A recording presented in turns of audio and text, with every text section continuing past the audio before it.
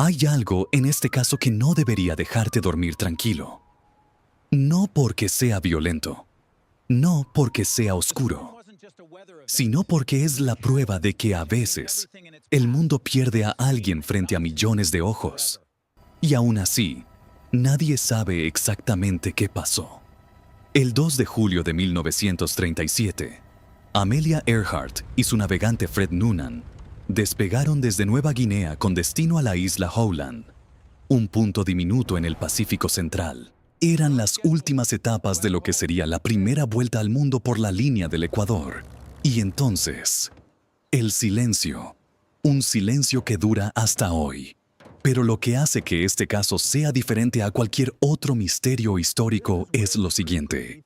En 1937, buscar a alguien en el Océano Pacífico era casi un acto de fe. Hoy, contamos con inteligencia artificial, imágenes satelitales de alta resolución, modelos de deriva oceánica y análisis computacional de señales de radio que pueden procesar décadas de datos en minutos.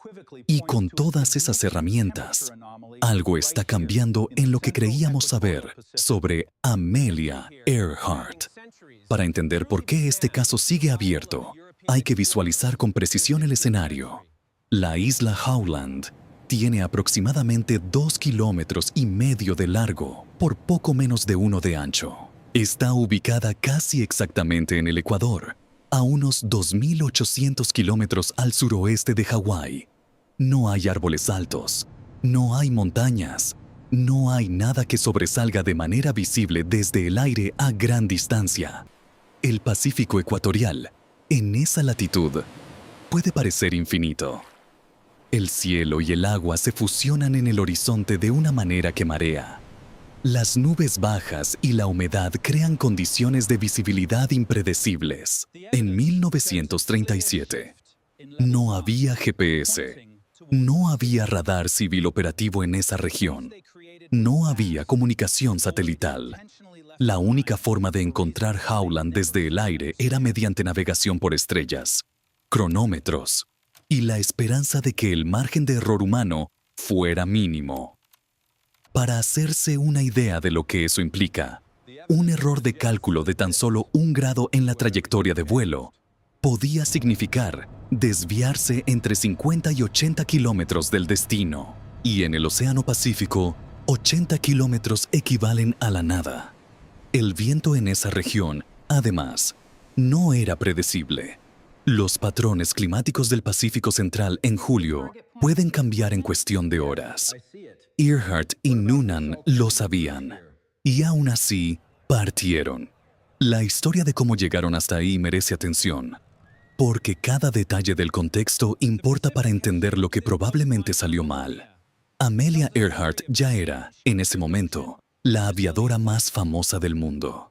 Había sido la primera mujer en cruzar el Atlántico como pasajera en 1928 y la primera en hacerlo como piloto solitaria en 1932. Tenía una relación compleja con la fama. La necesitaba para financiar sus vuelos, pero a la vez encontraba en el aire algo que la liberaba de todo lo demás. La vuelta al mundo era el proyecto más ambicioso de su carrera. La primera versión del intento, en marzo de 1937, había terminado en desastre. El avión sufrió daños graves durante el despegue en Honolulu. Tuvieron que regresar a California para repararlo. Ese contratiempo, que muchos consideraron un mal presagio, también los obligó a invertir el sentido de la ruta. En lugar de ir de oeste a este, irían de este a oeste, lo que significaba que la etapa más crítica, la travesía sobre el Pacífico, quedaría al final del viaje, cuando el avión, la tripulación y los recursos estaban más desgastados. El Lockheed Electra 10E que Earhart pilotaba era un avión bimotor de última generación para la época. Fue modificado extensamente para el vuelo, con tanques de combustible adicionales que aumentaban su autonomía a más de 4,000 kilómetros en condiciones óptimas. Pero aquí hay un detalle que los investigadores modernos señalan como potencialmente decisivo. Para hacer espacio a esos tanques extra, se retiró parte del equipo de radio original. En particular, se eliminó una antena que habría permitido a Earhart usar frecuencias de radio de baja frecuencia, que son las que mejor funcionan para triangulación de posición. Lo que quedó era una antena de alta frecuencia con capacidades más limitadas. Esta decisión, tomada aparentemente por razones de peso y practicidad, redujo significativamente las opciones de comunicación y localización disponibles. Y nadie, en ese momento, dimensionó completamente las consecuencias de esa elección. El 2 de julio de 1937, a las 0 horas del tiempo universal coordinado, el Electra despegó del aeropuerto de Lae, en la actual Papúa Nueva Guinea. A bordo, Amelia Earhart, de 40 años, y Fred Noonan, de 44. El vuelo estimado hacia Howland duraba aproximadamente 18 horas.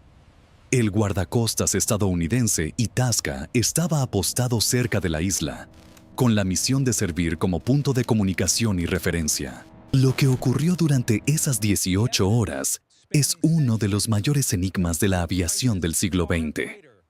A lo largo del vuelo, Earhart transmitió varios mensajes por radio. Los operadores del Itasca los recibieron de manera fragmentada e intermitente. Ella reportó nubes, niebla, problemas para estimar su posición. En un punto, transmitió que estaban volando a lo largo de la línea de posición 157-337, un eje norte-sur que los operadores interpretaron como una búsqueda desesperada de la isla. Su último mensaje registrado a las 8 horas 43 minutos de la mañana, hora local, fue Kacha KQ llamando a Itasca. Estamos en la línea 157-337. No recibiremos más mensajes. Combustible casi agotado, volando al norte y al sur. Y después de eso, silencio. Lo que siguió fue la búsqueda naval más costosa de la historia hasta ese momento. La Marina de los Estados Unidos desplegó barcos y aviones durante 16 días, cubriendo cerca de 120,000 millas cuadradas. No encontraron nada. Ningún rastro del avión. Ningún rastro de los aviadores. En enero de 1939, Amelia Earhart fue declarada oficialmente muerta. El caso quedó técnicamente cerrado, pero la pregunta nunca desapareció. ¿Qué pasó exactamente?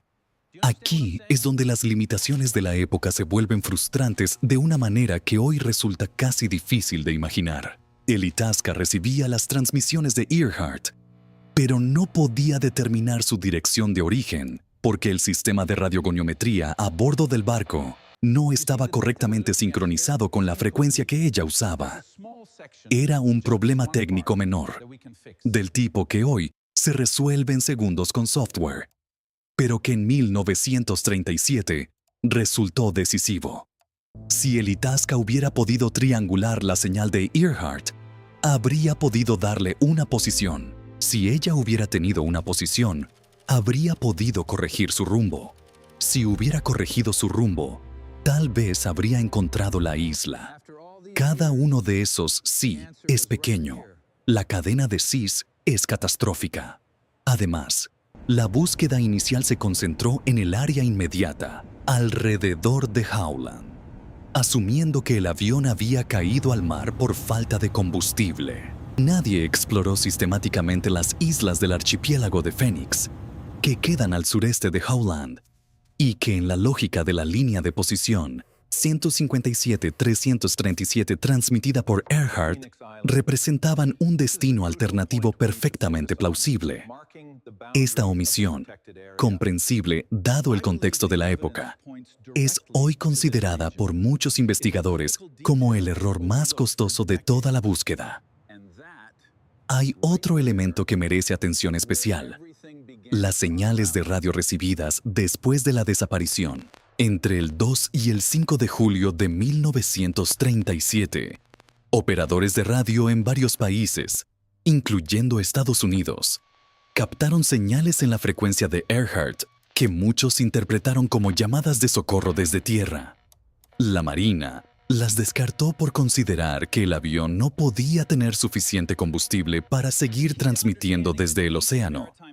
Pero si el avión hubiera aterrizado en tierra firme, la batería podría haber durado días. Una investigación posterior realizada por la profesora Rick Gillespie y el grupo TIGAR, The International Group for Historic Aircraft Recovery, analizó más de 100 de esas señales de radio y concluyó que al menos algunas de ellas son consistentes con una posición cerca de la isla Nikumaroro, en el archipiélago de Phoenix.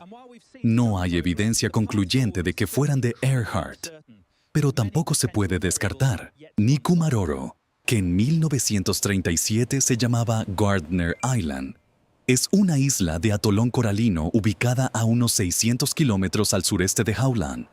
Tiene una laguna central poco profunda y un arrecife exterior. En condiciones de emergencia, un avión ligero podría haber aterrizado en el arrecife en marea baja. Esto no es especulación pura. Es una hipótesis con base en las características físicas del lugar y en el tipo de aeronave. Según las teorías más aceptadas dentro de la comunidad investigadora, si Earhart no encontró Howland y siguió la línea 157-337 hacia el sureste, Nikumaroro quedaba aproximadamente en esa trayectoria. En 1940, una expedición militar descubrió en Nikumaroro los restos de un campamento de supervivencia no identificado. Encontraron huesos, un zapato de mujer, restos de una fogata y trozos de metal.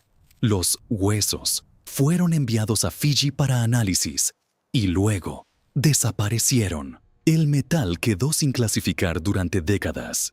Este hallazgo, incomprensiblemente, no fue conectado con la búsqueda de Earhart hasta mucho tiempo después. Hoy, con herramientas que no existían en ese momento, este caso puede investigarse de una forma completamente diferente. Y los resultados están empezando a converger en una dirección que hace décadas habría parecido imposible. En 2017, una fotografía encontrada en los archivos de la Biblioteca Nacional de los Estados Unidos generó una controversia internacional. La imagen, tomada en las Islas Marshall en 1937, mostraba un grupo de personas en un muelle. Un analista del Departamento de Defensa estadounidense identificó en la imagen lo que parecía ser una figura con la espalda ancha y el cabello corto de una mujer occidental.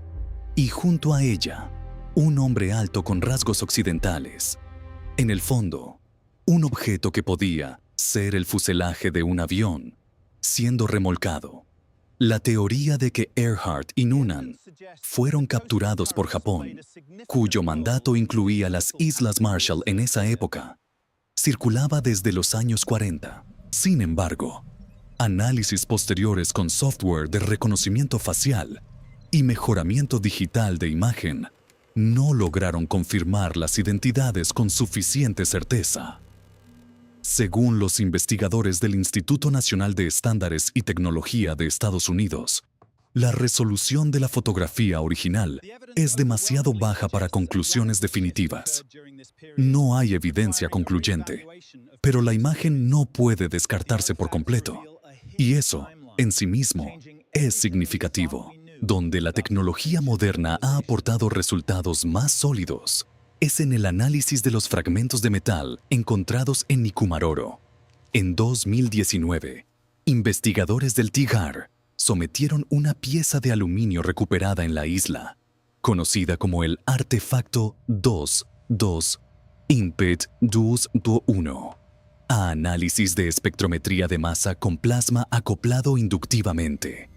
Esta técnica permite determinar la composición química exacta de un material con un nivel de precisión imposible hace 50 años. Los resultados mostraron que la pieza era de aluminio con proporciones específicas de manganeso, magnesio y cobre consistentes con los estándares de fabricación de aeronaves de los años 30.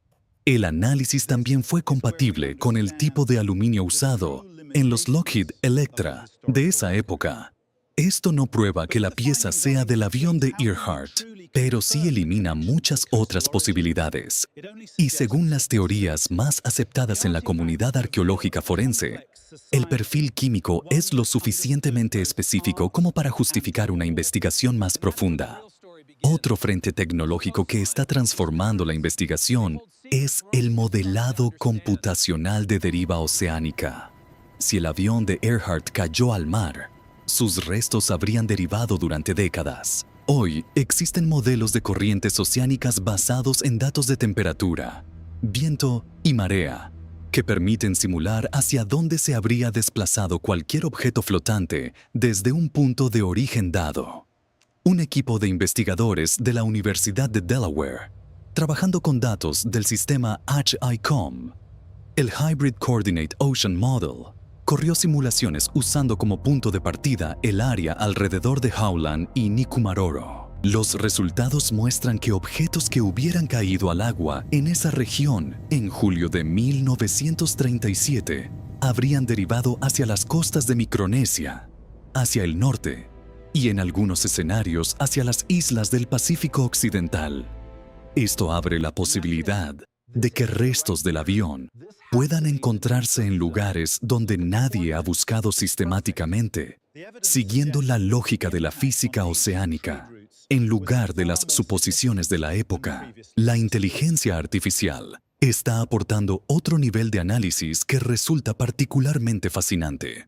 En los últimos años, investigadores han aplicado algoritmos de reconocimiento de patrones a las imágenes históricas de Nikumaroro, incluyendo fotografías aéreas tomadas por la Marina estadounidense en 1938 y 1903. Estas imágenes fueron digitalizadas y procesadas con software de análisis de terreno que puede detectar anomalías estructurales no visibles a simple vista.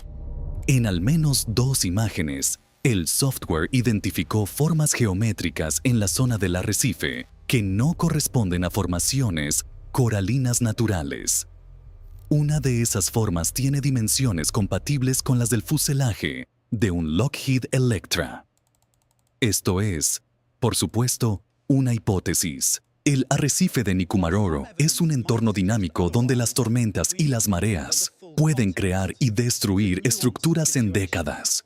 No hay evidencia concluyente de que esas formas sean restos del avión, pero la coherencia entre el análisis de imagen, el modelado de deriva y los hallazgos de metal es lo suficientemente notable como para que varios grupos científicos serios hayan pedido una expedición de sonar de alta resolución en el área. Precisamente eso es lo que está ocurriendo en este momento.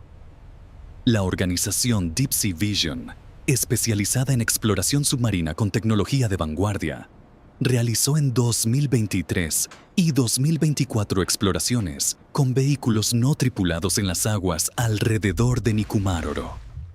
Los vehículos, equipados con sonar de barrido lateral de alta frecuencia y cámaras de resolución en 4K, cubrieron miles de kilómetros cuadrados del fondo oceánico. En enero de 2024, el grupo anunció haber detectado una imagen en el sonar que describieron como consistente con la silueta de un avión, a una profundidad de aproximadamente 5 kilómetros. La imagen fue parcial, y la empresa fue cuidadosa en no hacer afirmaciones definitivas. Dijeron que planeaban regresar con equipos de mayor resolución para confirmar o descartar el hallazgo. En el momento de grabar este video, los resultados de esa segunda expedición no han sido publicados de manera oficial, pero el solo hecho de que exista una imagen de sonar que merece una segunda investigación es, en términos históricos, un cambio radical en la situación de este caso. Lo que hace que todo esto sea tan poderoso, más allá del misterio en sí mismo, es lo que revela sobre cómo investigamos el pasado. Durante décadas, el caso Earhart fue un terreno fértil para las teorías más extravagantes, que fue capturada por Japón y ejecutada como espía, que sobrevivió y vivió el resto de su vida bajo un nombre falso en Nueva Jersey, que su desaparición fue un encubrimiento del gobierno estadounidense para justificar vuelos de reconocimiento sobre el Pacífico. Algunas de estas teorías tienen elementos de verdad, mezclados con especulación pura. Pero lo que la tecnología moderna está haciendo es algo mucho más valioso que confirmar conspiraciones. Está reduciendo el espacio de lo posible. Cada análisis de metal, cada simulación oceánica, cada imagen de sonar elimina hipótesis y estrecha el rango de lo que probablemente ocurrió. Y eso, en investigación, es progreso real. Hay algo en la historia de Amelia Earhart que va más allá del avión desaparecido. Ella vivía en una época donde ser mujer y explorar los límites del mundo físico era, en sí mismo, un acto radical. Sus vuelos eran financiados en parte por su marido, el editor George Putnam, quien entendió que la fama de Amelia era un activo comercial. Ella lo sabía y lo aceptaba con una mezcla de pragmatismo y cierta amargura que sus cartas personales revelan con claridad. En una carta a Putnam escrita antes del intento de vuelta al mundo, ella describió el vuelo como algo que tengo que hacer por mí misma, aunque todo lo demás sea para el público. Esta distinción entre lo que se hace para ser vista y lo que se hace para existir plenamente es lo que hace que su desaparición sea tan cargada de sentido. Se perdió haciendo lo que era más suyo, en el momento en que era más ella misma, y eso, irónicamente, es lo que hace que el misterio duela de una manera que los misterios puramente técnicos no pueden. Mirando el conjunto de la evidencia disponible hoy, sin inventar conclusiones ni forzar narrativas, el panorama que emerge es el siguiente. La hipótesis de que Earhart y Nauanan no encontraron Howland, siguieron la línea de posición hacia el sureste y aterrizaron de emergencia en Nikumaroro, sigue siendo la más coherente con los datos disponibles. Explicaría las señales de radio post-desaparición, los restos del campamento encontrado en 1940, el fragmento de aluminio con perfil químico compatible con un Electra y la posición geográfica de la isla respecto a la trayectoria reportada por Earhart. Lo que ocurrió después es más incierto. Si aterrizaron en el arrecife, es posible que el avión haya sido arrastrado al mar por las mareas antes de que pudieran ser rescatados. Es posible que sobrevivieran días o semanas en la isla antes de morir. Los huesos encontrados en 1940 y desaparecidos después representan, en ese sentido, una de las pérdidas de evidencia más lamentables de la historia forense moderna. Un análisis de ADN de esos huesos, si existieran, habría sido definitivo. En cambio, lo que tenemos son medidas tomadas a mano en los años 40, que investigadores han comparado con las medidas óseas conocidas de Earhart, con resultados sugerentes pero no concluyentes. Lo que hoy no tiene respuesta sigue siendo significativo. No sabemos con certeza dónde está el avión. No sabemos si los restos humanos encontrados en Nikumaroro eran de Earhart o de Noonan. No sabemos si las señales de radio post-desaparición eran auténticas, y posiblemente nunca lo sepamos con la certeza absoluta que el caso merece. Pero la distancia entre no sabemos nada y tenemos hipótesis sólidas respaldadas por evidencia física y análisis tecnológico es inmensa. Y ese trayecto, recorrido en los últimos 20 años gracias a herramientas que no existían cuando Earhart despegó de Nueva Guinea, es en sí mismo una historia notable. Hay algo que la historia de Amelia Earhart le dice al presente, y que va más allá del avión y el océano, y los cronómetros y las señales de radio. Le dice que los límites del conocimiento no son fijos, que lo que no podíamos ver en 1937, a veces podemos verlo hoy, que la verdad no siempre espera ser encontrada. A veces simplemente espera a que tengamos las herramientas para mirar en el lugar correcto, con la precisión correcta, sin los prejuicios que el tiempo y la urgencia imponían sobre quienes buscaron primero. Tal vez, en algún punto del fondo del Pacífico, a 5 kilómetros de profundidad, Hay un avión con 2 personas a bordo que nunca pudieron imaginar que el mundo seguiría buscándolas casi 90 años después. Tal vez la respuesta ya fue fotografiada por un sonar y está esperando que alguien vuelva con mejores cámaras. Y tal vez, en los próximos años, uno de los misterios más duraderos del siglo XX deje de serlo. No porque alguien haya inventado la respuesta, sino porque finalmente tenemos la capacidad de encontrarla.